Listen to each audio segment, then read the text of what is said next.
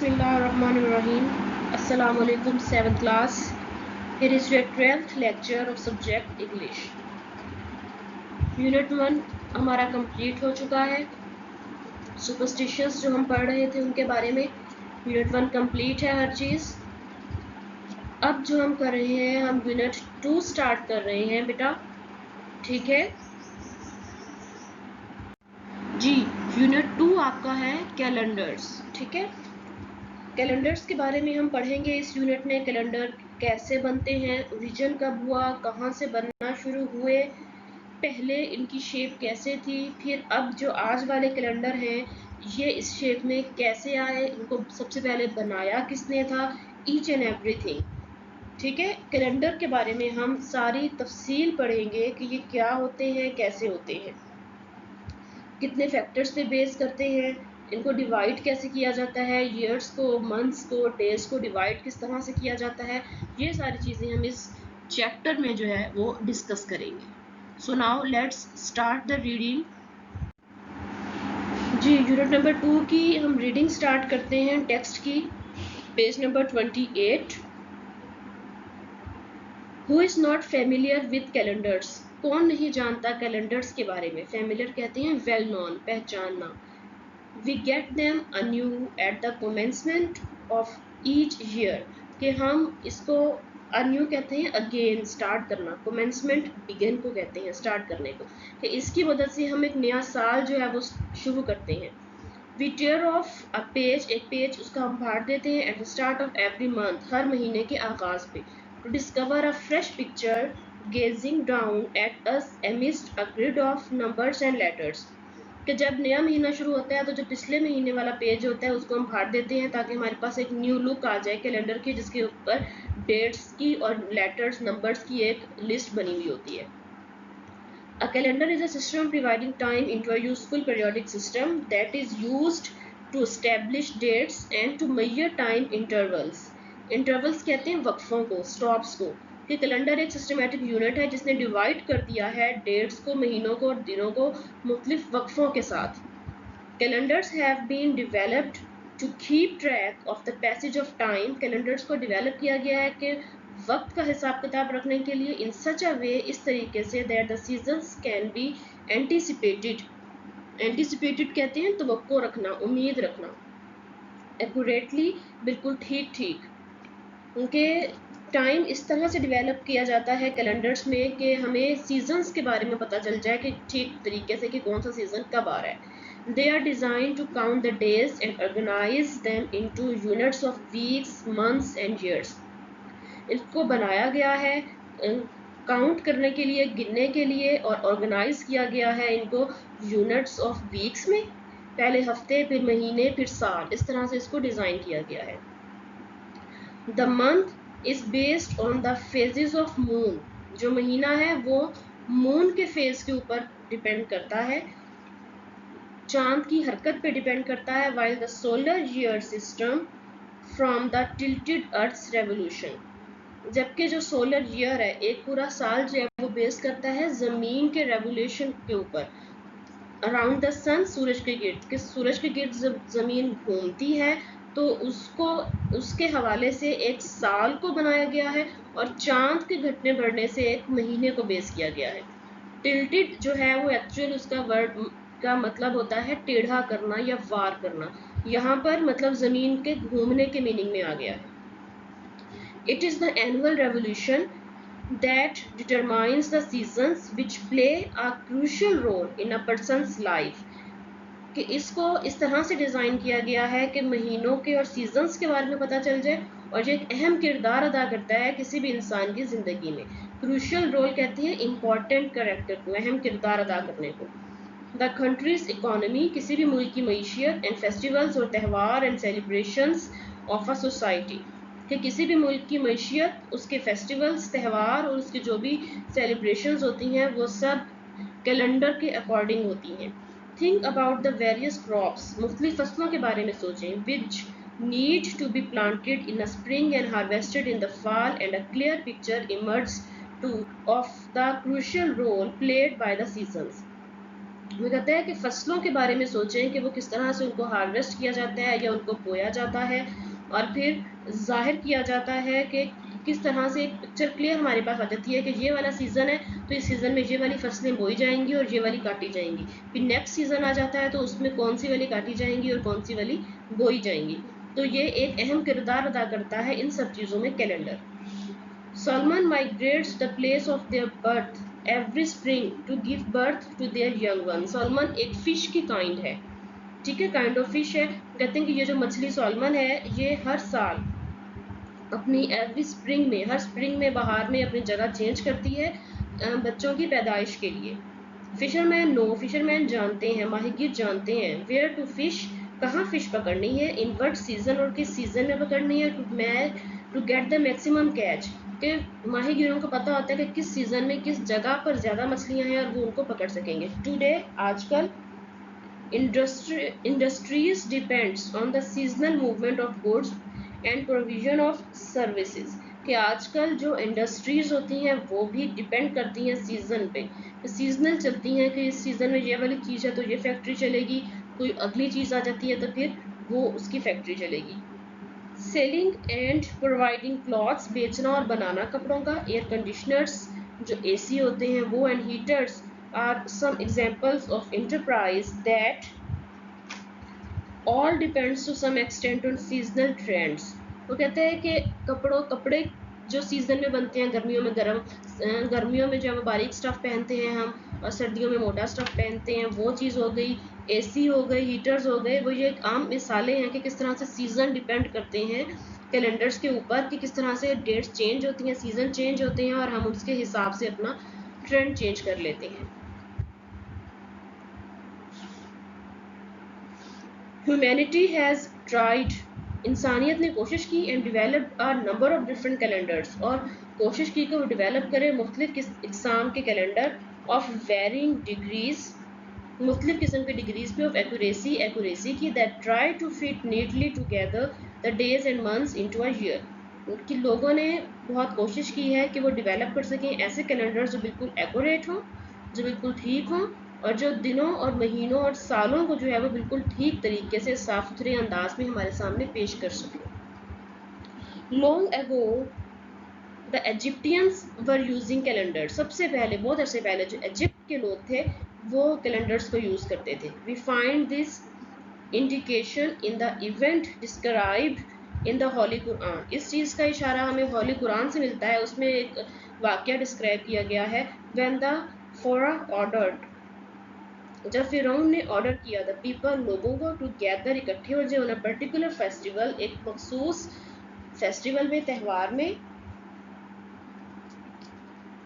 Day, to witness the competition between the magician and Musa अलैहिस्सलाम, कि कुरान पाक में इसका हवाला दिया गया है कि जब फिरौन ने लोगों को कहा था, ख़ास त्यौहार के लिए इकट्ठा किया था उनको, कि वो मूसा अलैहिस्सलाम और जो जादूगर है उनके बीच जो कंपटीशन होगा उसको देखने के लिए एक जगह पर इकट्ठे हो जाएं।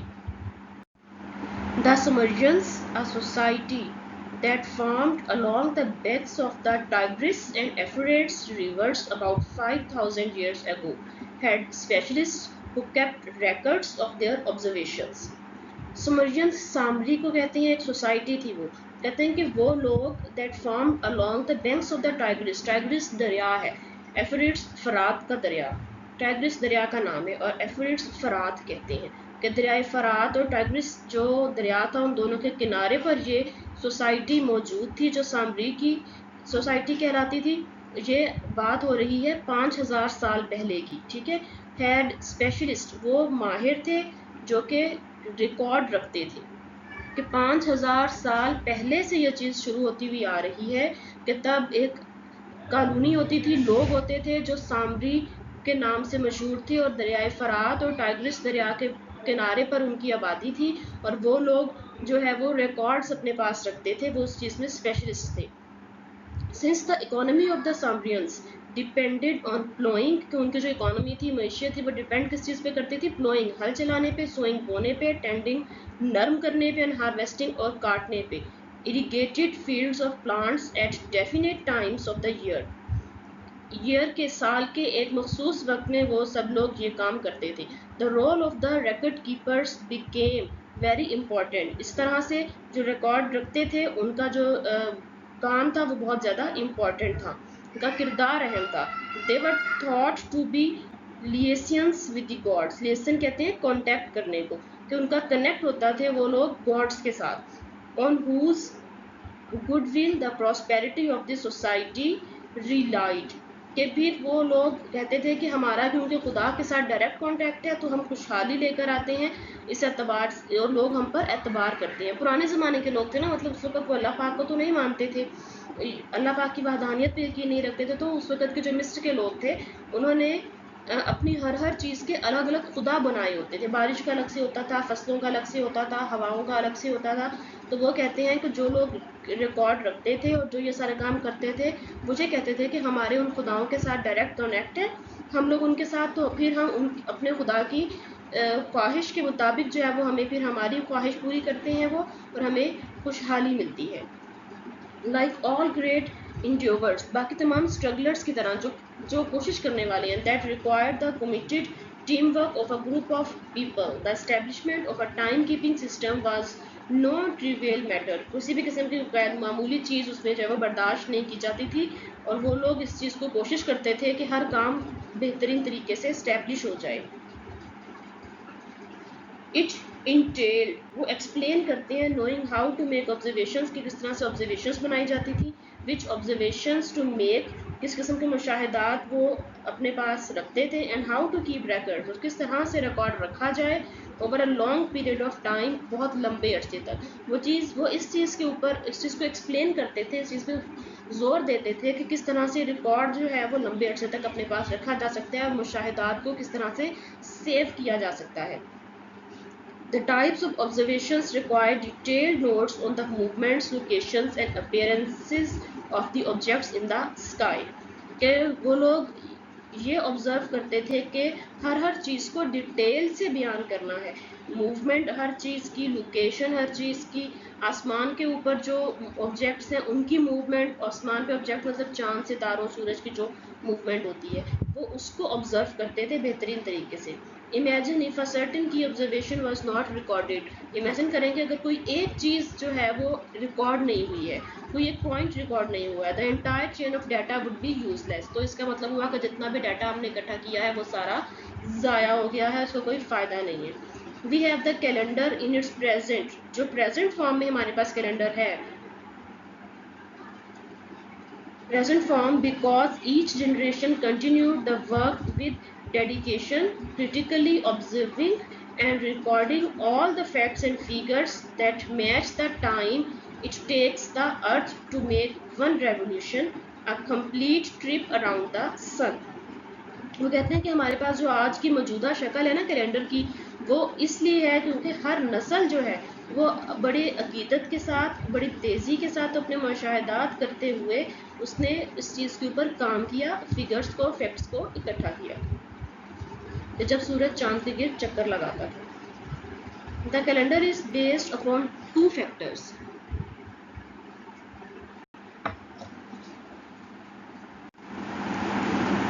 फिर वो कहता है कि calendar is based upon two factors, दो फैक्टर है जिनके ऊपर कैलेंडर बेस करता है।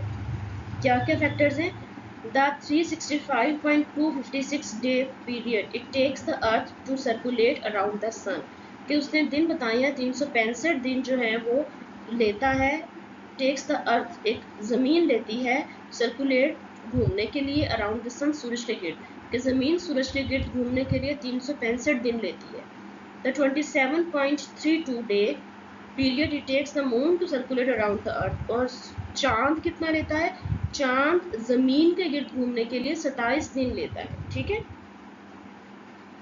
The most popular calendar in use today is Gregorian calendar, कि आजकल जो सबसे ज़्यादा इस्तेमाल होने वाला कैलेंडर है उसको ग्रेगोरियन कैलेंडर कहते हैं। Since this calendar is based on the Earth's revolution around the sun, कि बेशक ये कैलेंडर जो है ये बेस करता है कि अर्थ जो रेगुलेट करती है, उसकी जो घूमती है सन के गिर्द, उसको it is also known as the solar calendar, ये सोलर कैलेंडर कहलाता है। मतलब ग्रेगोरियन कैलेंडर और सोलर कैलेंडर एक ही होते हैं। For example a non leap year has 4 seasons. जो नॉन लीप ईयर होता है उसमें 4 सीजन होते हैं, 12 मंथ्स होते हैं, 52 वीक्स होते हैं, 365 डेज होते हैं, 8760 आवर्स होते हैं, 525 मिनट्स होते हैं एंड इतने सेकंड्स होते हैं। ठीक, ये आपको बताया गया है कि एक नॉन लीप ईयर में ये सब चीज़ें होती हैं। अच्छा बेटा, एक चीज़ यहाँ पे मैं आपको कंफर्म कर दूँ कि ये चीज़ें आपकी एमसीक्यूज़ के लिए बहुत इंपॉर्टेंट है, तो इसको अंडरलाइन कर लीजिएगा। ये आपके एमसीक्यूज़ में आ सकती हैं, पेपर में भी और आपके टेस्ट में भी। This calendar was created at a time, ये कैलेंडर उस पर क्रिएट किया गया था when people worship their self created gods, कि जब लोग अपने ही बनाए हुए खुदाओं को पूजते थे, and thus name the days and months after these false deities, और वो उन्होंने अपने महीनों के और दिनों के नाम भी इन झूठे देवताओं के नामों पे रखे हुए थे। Considering it is a religious and noble act, और उनको लगता था कि ये बड़ा इस्लामी ये बड़ा मजहबी एक्ट है हमारा। दे रॉन्गली एज्यूम, वो गलत ये फर्ज कर लेते थे that God would bless them for such an honour, वो इस चीज़ को गलत तस्वुर उन्होंने अपना एक बनाया हुआ था कि उनके जो खुदा हैं वो उनको ब्लेस करते हैं, उनको इज्जत देते हैं इस किस्म की इज्जत देने पर। The following tables will give you an idea of how the Gregorian calendar is actually a means of honoring and glorifying the elements that the people associated with Allah subhanahu wa ta'ala। वो कहते हैं कि जो आप नीचे जो आप calendar दे रही हैं, ये आपको बताएगा कि लोगों ने किस तरह से अपने खुदाओं के नामों पे महीनों के नाम रखे हुए थे, और फिर उसको वो वाली खुशियात उनको दी हुई थी जो कि हम अल्लाह पाक को अब देते हैं। लोगों ने वो अपने बनाए हुए खुदाओं को दी हुई थी। सबसे पहले जेनरी आ गया है, फ्रॉम जेनस, जेनस उनका गॉड था, द टू फेस्ड गॉड, दो चेहरों वाला उसका खुदा था उनका। न्यूमैन गाइडिंग फोर्स, जो गाइड करता था, of gates and doors and therefore for of beginnings. Next February, from Februa, the feast of purification held on the 15th of February, purify करने वाला उनको गॉड था। March, from March, the Roman god of war and agriculture, Roman god था वो agriculture का और war का। April, from Greek Aphro, short of Aphrodite, the Greek goddess of love, Greek goddess of love थी Aphrodite, उसके नाम पर उन्होंने अप्रैल का नाम रखा था Aphro. May, from Maia, Roman goddess associated with Vulcan, Vulcan कहते हैं फलजात का इलाका है उनका देवता, तो वो उसके नाम पर इन्होंने ये नाम रखा हुआ था।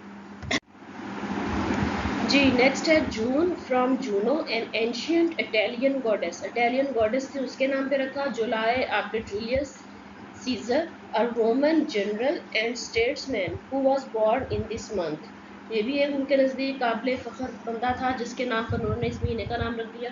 August, from Augustus, the first Roman ampere, Roman पहला एम्पियर जो था उसके नाम पे। सितंबर, फ्रॉम सेप्टम 7 होता है। अक्टूबर, फ्रॉम ऑक्टा 8, नवंबर, फ्रॉम नवम 9, दिसंबर, फ्रॉम डेसम 10। ठीक है, ये तो थे महीनों के नाम कि उन्होंने अपने किन किन गॉड्स के नाम पे रखे।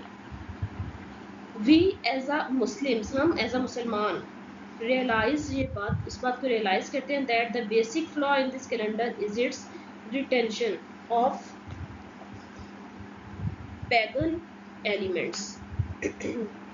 वो कहते हैं कि एज अ मुस्लिम जो है वो हमें इस चीज़ पे यकीन करना मुश्किल हो जाता है। हम जिसको कहते हैं कि जो सबसे बेसिक खामी थी इस कैलेंडर में वो ये थी कि इरादतन उन्होंने जो है वो इसमें कुछ ऐसे एलिमेंट्स शामिल कर दिए थे।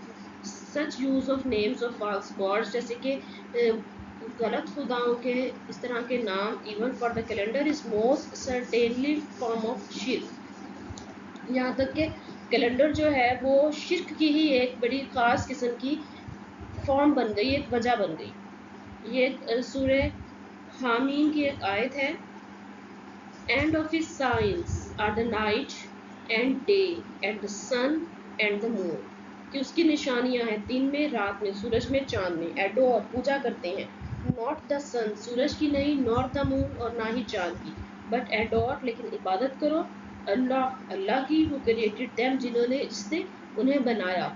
If it is in truth, अगर ये सब कुछ सच है, हिम होम यू वर्शिप, जिसकी तुम वर्शिप करते हो, पूजा करते हो। The lunar Islamic or Hijri calendar, as it is commonly referred to the one used by Muslims the world over. अच्छा, अब पहले तो था हमने ग्रिगोरियन या सोलर कैलेंडर के बारे में बात की थी, अब आ गया है हिजरी कैलेंडर, इस्लामी कैलेंडर जिसको हम कहते हैं। इस्लामी महीनों के हवाले से तमाम दुनिया में ये जाना जाता है। The names given to the days of the week and the months of the year do not refer in any way to the worship of false gods or to some portion of Allah सुब्हानहू व तआला's creation. वो कहते हैं कि जो ये वाला कैलेंडर है इसमें कहीं पे भी यूज़ नहीं हुआ है, गलत नाम खुदाओं के यूज़ नहीं हुए हैं और ना ही अल्लाह पाक की कोई सिफ्त किसी दूसरे को दी गई है। The months in the calendar are determined by the sighting of a new crescent. तो जब ये महीना शुरू होता है तो वो उस तब से शुरू होता है जब नया चांद निकलता है। दस ईच मंथ लास्ट 29 और 30 डेज, और हर महीना 29 से 30 दिन का होता है। One major outcome of this is that, पहली बेहतरीन मेजर आउटकम इसमें इस चीज़ की क्या थी, there is no fixed relationship, कोई फिक्स ताल्लुक नहीं है between the months of this calendar and the seasons of the year, कि इस कैलेंडर के महीनों में और जो सीज़न है ईयर के उसमें आपस में कोई रिलेशनशिप नहीं है, फिक्स रिलेशनशिप नहीं है। For example Ramzan falls in every season, कि रमज़ान हर सीज़न में आ जाता है। During the normal life time of a person making a Muslim realise how it feels to fast in the summer, winter, autumn and spring. This calendar is used extensively throughout the Near and Middle East. वो कहते हैं कि जो Islamic calendar है इसकी basic outcome ये है कि ये किसी मखसूस सीज़न के लिए नहीं है। मतलब जैसे फॉर एग्जांपल रमज़ान है तो रमज़ानुल मुबारक हर सीज़न में आता है, सर्दियों में भी आ जाता है, गर्मियों में भी आ जाता है, बाहर में भी आता है, ख़ज़ां में भी आता है। तो इंसान को पता चलता है कि इन सीजन्स में रोज़े रख के कैसा होता है, फील कैसा होता है। मतलब ये चाँद के घटने और बढ़ने से होता है, चाहे जिस सीज़न में भी आना हो। और यही जो है वो कैलेंडर यूज़ किया जाता है बहुत ज़्यादा मिडल ईस्ट में और उसके इर्द गिर्द। The Islamic calendar was first introduced in 638 CE. Islamic calendar, इसको आप अंडरलाइन कर लीजिएगा एज MCQs, कि सबसे पहला इस्लामिक कैलेंडर जो है वो 638 CE में और जो है वो इंट्रोड्यूस करवाया गया था by the second caliph of Islam, इस्लाम के दूसरे खलीफा उमर बिन खताब, हज़रत उमर बिन खताब रज़ियल्लाहु अन्हु ने। His purpose was to standardize the various methods of establishing dates used in his time. उनका मकसद क्या था कि वो रिकॉर्ड रख सकें और डेट्स को इस्टेब्लिश कर सकें उनके दौर की। After consulting with and discussing the issue with his advisers, अपने एडवाइजर्स के साथ इस इशू को डिस्कस करने के बाद on the starting date of this new calendar was the migration of Holy Prophet सल्लल्लाहु अलैहि वसल्लम from Makkah to Medina, कि मक्का से मदीना जो है वो नबी पाक सल्लल्लाहु अलैहि वसल्लम ने जब हिजरत की थी तब से उन्होंने इस कैलेंडर को स्टार्ट कर दिया था। The first month in this calendar, पहला महीना इस कैलेंडर में वुड बी मुहर्रम, मुहर्रम होगा, and H which stands for anno Hijri in Latin meaning in the year of the Hijra, और वो स्टार्ट होगा एच से। एच का मतलब होता है एनो हिजरी लैटिन में, जिसका इंग्लिश में मीनिंग होता है इन द ईयर ऑफ हिजरा, हिजरा के दौर से। वो कहता है कि जब इस्लामिक कैलेंडर बनाया गया था तो वो हज़रत उमर बिन अब्दुल खत्ताब ने बनाया था 638 में, और उन्होंने ये शुरू किया था तब से जब नबी पाक सल्लल्लाहु अलैहि वसल्लम ने मक्का से मदीना हिजरत की थी। तो इस ईयर के साथ हम एच इसलिए लिखते हैं क्योंकि ये हिजरा से शुरू हुआ था और पहला महीना मुहर्रम को करार दिया गया था। Would be mentioned after the year when using the Islamic calendar, जब हम इस्लामिक कैलेंडर को यूज़ करते हैं तो ये चीज़ें सारी मैंशन हो जाती हैं। जी अब जी आप देख रहे होंगे ये इस्लामिक मंथ्स के नेम हैं आगे। The Islamic months are Muharram, Safar, Rabi ul Awwal, Rabi us Sani, Jumada ul Awwal, Jumada us Sani, Rajab, Shaban, Ramzan, Shawwal, Zul Qada, Zul Hijja. Following are the days of the week in the Gregorian Islamic calendars. अब days of the week के name लिखे हुए हैं, Arabic में भी उनके नाम आ गए हैं और इंग्लिश में भी उनके नाम आ गए हैं। Sunday, day of the sun, Arabic में अल-अहद कहते हैं। The first day of the week, Monday, day of the moon, अल-एथनियन, the second day of the week. इसी तरह से ये सारे जो हैं वो इस्लामिक कैलेंडर में जो डेज़ के नेम हैं वो भी, और इस्लामिक लिहाज से जो नाम उनके रखे हुए हैं ये सारे भी इसी में मौजूद हैं। इसको आप एक बार पढ़ लीजिएगा, और ये एज आ MCQs भी आपके पेपर में आ सकता है, इसलिए आपने इनको याद रखना है। ना ओपन पेज नंबर 34, आपकी एक्सरसाइज स्टार्ट हो गई है। हम इसका पार्ट बी करेंगे। Match the phrases with their meanings, phrases लिखे हुए हैं, आगे उनके मीनिंग लिखे हुए हैं, आपने उनको उनके साथ मैच करना है। मैंने आगे नंबरिंग दे दी है आपकी आसानी के लिए, ताकि आपको इसका ठीक तरीके से समझ आ जाए। ठीक है, नंबर 1 है नॉट फेमिलियर विद, ना जानना, doesn't know, not aware of. Be है at the commencement of, beginning of जिसका मतलब है एमिस्ट अग्रीड ऑफ। 3 है, 3 का मीनिंग आ जाएगा between the table. D option है आपके पास पॉन्डर ओवर। तो नंबर 4 जो है वो आपका आ जाएगा think about. E finally agreed, have the same opinion in the end, and में एक जैसा ओपिनियन हो जाना। Keep track, keep a record of, किसी भी चीज़ का रिकॉर्ड रखना। सस्टेन द ऑब्जर्वेशन,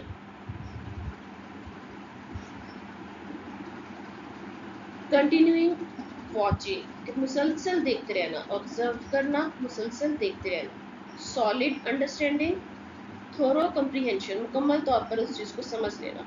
ठीक है, ये नीचे ABCD करके जो ऑप्शन लिखे हुए हैं उसमें भी मैंने लिख दिया है, जो ऑप्शन नंबर आएगा उसे लिहाज से भी आपको ये देखना आसान हो जाएगा।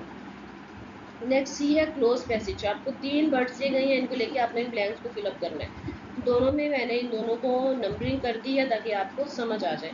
Grandfather had missed his flight, he pondered over the problem of how to reach Lahore by the next flight.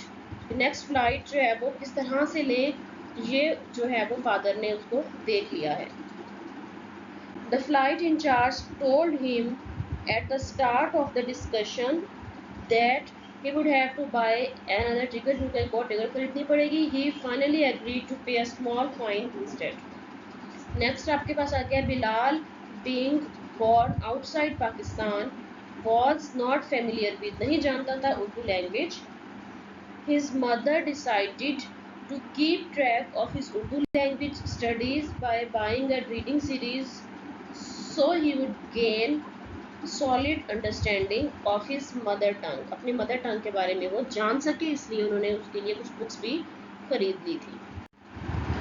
Page number 35। सबसे पहले रूट वर्ड्स हैं। रूट वर्ड्स के बारे में हम यूनिट नंबर 1 में भी पढ़ चुके हैं। कोमेंसमेंट का रूट वर्ड है कोमेंस, मीनिंग है टू बिगन, और आगे 3 वर्ड्स इसके बनाने हैं comment, common, command. Passage pass, to move beyond, passive passing, passion. record re, on the object recycle, rewrite, recall. Location LO lo, meaning है to find, location located, local. Introduce में intro, उसका root word है, meaning है to know, और 3 words आगे आ गए हैं introduce, इंट्रोवेंट, introduction. ठीक हो गया। अब आ गया नेक्स्ट आपका complete the given table by writing the correct form of the word. Adjective, noun, verb, adverb, ये सारे आपने लिखने हैं। एडवर्ब के बारे में मैं बता दूं आपको, एडवर्ब तो सिंपली हम कहते हैं LY वाले जितने भी वर्ड्स होंगे वो सब एडवर्ब्स होंगे। तकरीबन जितने भी LY वाले वर्ड्स होते हैं वो सारे एडवर्ब्स होते हैं। वर्ब हो गया कोई काम करना, नाउन कोई नाम, एडजेक्टिव किसी नाम की खूबी। जब आपके सामने लिखे हुए हैं आपने इनको लर्न भी कर लेना है और अपनी बुक के ऊपर राइट भी कर लेना है। नंबर 1 है डिस्क्रीट, नाउन हो जाएगा डिस्कवरी, वर्ब उन्होंने डिस्कवर लिख दिया है, adverb discredible, adjective established, noun establishment, verb establish, adverb establishly. Anticipatory, anticipation, anticipately. Extensive, extension, extended. probable, probability, probate। necessary, necessaries, necessitate। revisionist, revian, revisely। occurred, occurrence, accurately।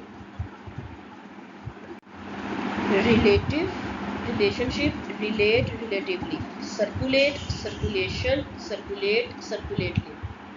determinative, determination, determine, determinatively।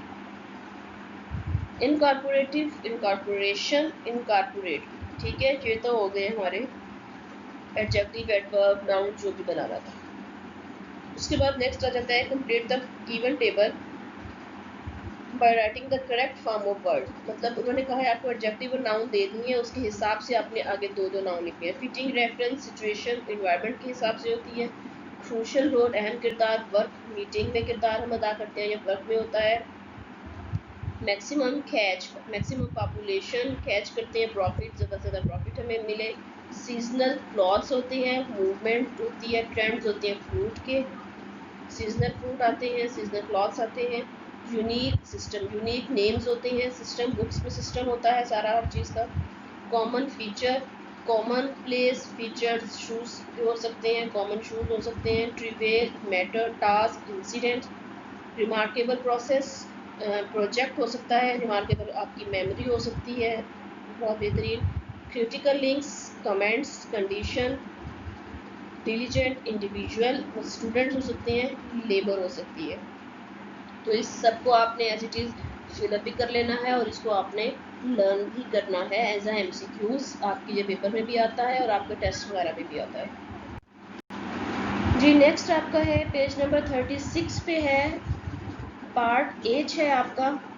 ये metaphors और similes हैं, ये आपने right करनी है। आपको ये sentence दिए हुए हैं जहाँ पे आप देख लीजिए एरो टाइप निशान है, यहाँ पे आपने इनको फिट करना है। मैंने आपकी आसानी के लिए नंबरिंग कर दी है, तो फिर वो आप इसको देख के इसको राइट कर लीजिएगा। Sumerians had specialists like computers who kept records, के समरियंस जो है वो स्पेशलिस्ट होते थे कंप्यूटर्स की तरह रिकॉर्ड केप्ट करने में। Days and months fit like tiles on the floor neatly into a year, के days और months एक साल में इस तरह से फिट हो जाते हैं जैसे टाइल्स होती हैं फ्लोर में। Industry depends on seasonal movements of goods, ये सही है, पूरी लाइन ठीक है। नंबर 4 स्टार्ट में आएगा, pushed by an internal clock salmon migrate to the place where they were born every spring, कि अब उनके अंदर एक क्लॉक होता है, एक अलार्म होता है। जब वो अलार्म बजता है तो वो उनको पता चल जाता है कि अब ये टाइम आ गया है कि हमें माइग्रेट करना है यहाँ से। The earth circulates around the sun slowly like a turtle, एक टर्टल की तरह जो है वो ज़मीन आहिस्ता आहिस्ता सर्कुलेट करती रहती है सूरज के गिर्द। Calendars are relies on calculators designed to count the days, calendar जो होते हैं वो कैलकुलेटर की तरह होते हैं जो कि डेज को काउंट करते हैं जी। अब आपको ये दो पेज नज़र आ रहे हैं। पहला पेज जो है वो हमारा पेज नंबर 37 पे है, ठीक है। पेज नंबर 37 पे आपका है सिनोनिम्स और एंटोनिम्स, मुतजाद मुतरादिफ। एक्यूरेट का मुतरादिफ सिनोनिम लिखना है करेक्ट, राइट, और इसका एंटोनिम है इनएक्यूरेट।